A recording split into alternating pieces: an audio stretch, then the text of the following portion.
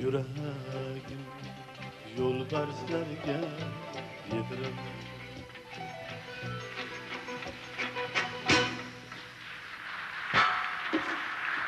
Rahmat. Sağ olun.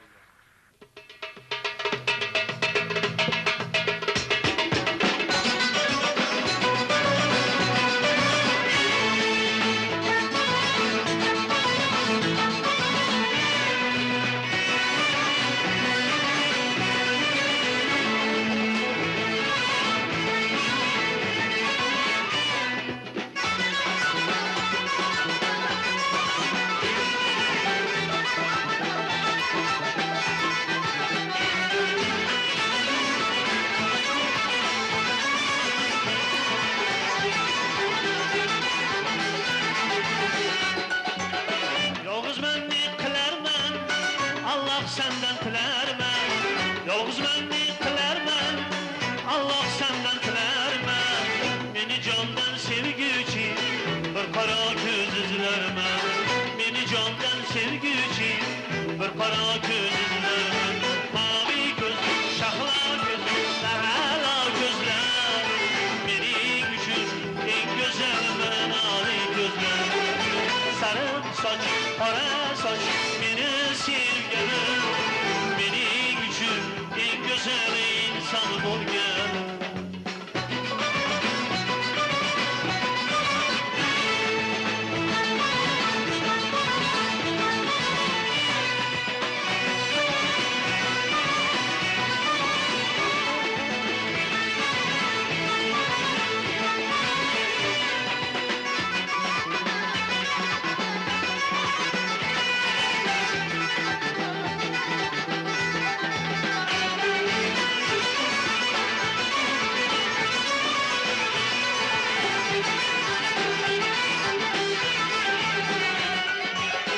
Axtarib toliqmasman, dilimdan to'liqmasman.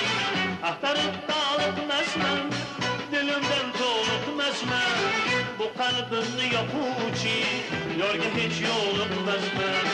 Bu qalbimni yoquvchi, yorga hech yo'liqmasman. Mavi ko'z, shahlo ko'z, saralo ko'zlar, mening uchun eng go'zal manoli ko'zlar.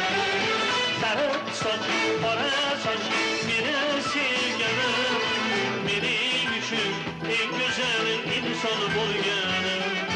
Mavi ko'z, shahlo ko'z va a'lo ko'zlar, mening uchun eng go'zal manoli ko'zlar.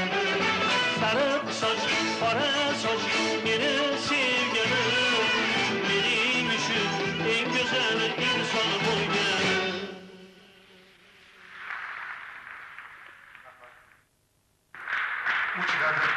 O'zbek xalq qo'shig'i raqsida